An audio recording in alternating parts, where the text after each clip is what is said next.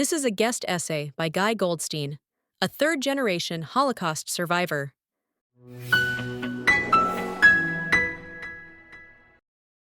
Canadian Prime Minister Mark Carney's speech at the World Economic Forum in Davos this week quickly went viral.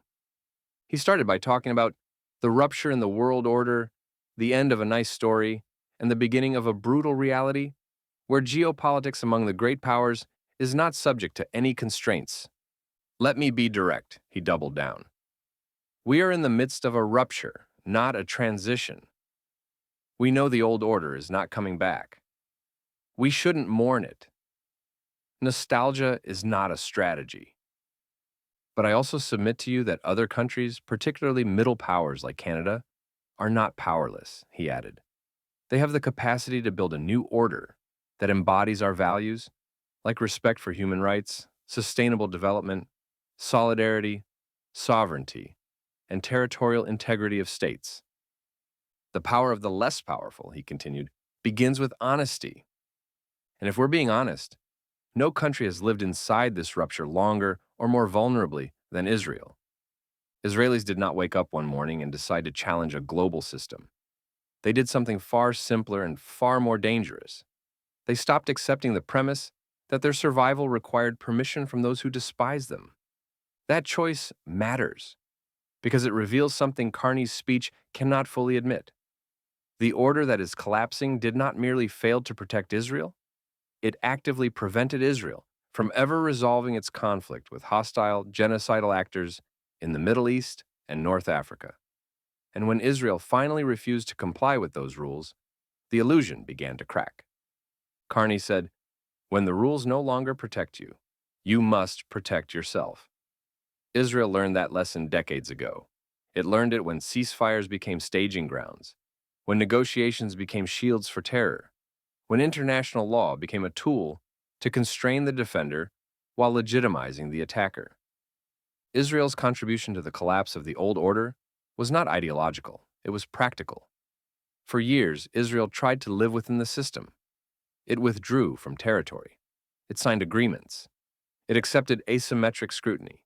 It tolerated armed non-state actors on its borders because the rules said sovereignty was negotiable and restraint was virtuous.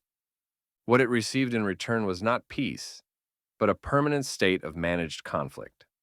The rules-based order that Carney nostalgically describes contains several structural prohibitions that made resolution impossible.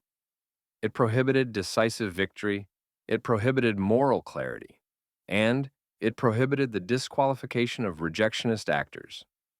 Under that system, Israel was expected to negotiate endlessly with groups that denied its right to exist, while being condemned for defeating them too thoroughly. It was expected to accept militias as political stakeholders.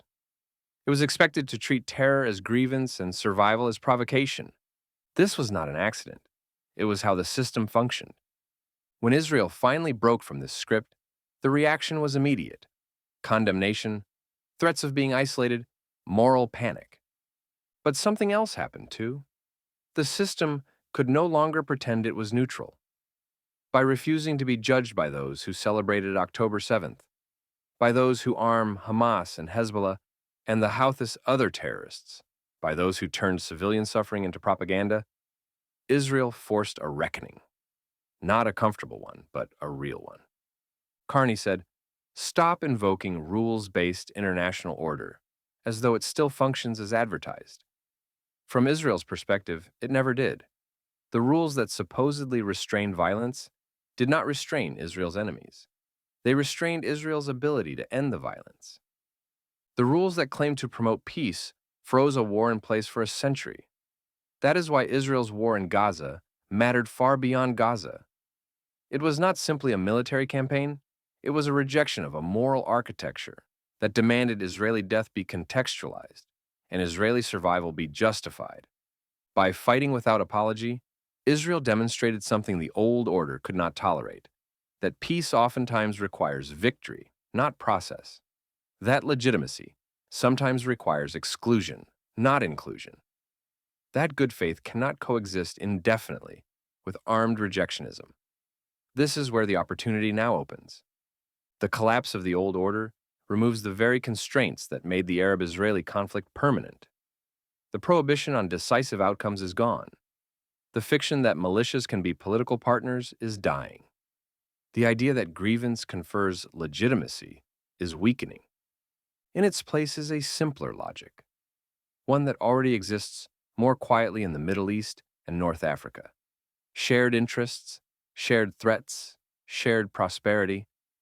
The Abraham Accords did not emerge because the old system worked. They emerged because it stopped mattering. Arab states began aligning with Israel not because of Western lectures, but because the old rules no longer served their security, economic, and geopolitical futures. That logic can now be extended. A new regional structure is possible, one that does not pretend universal agreement is necessary, one that rewards peace materially and excludes rejectionism structurally, one that treats sovereignty and monopoly on force as non-negotiable. This is where Israel's role shifts from disruptor to architect. By surviving outside the old order, Israel has learned what a new one must require.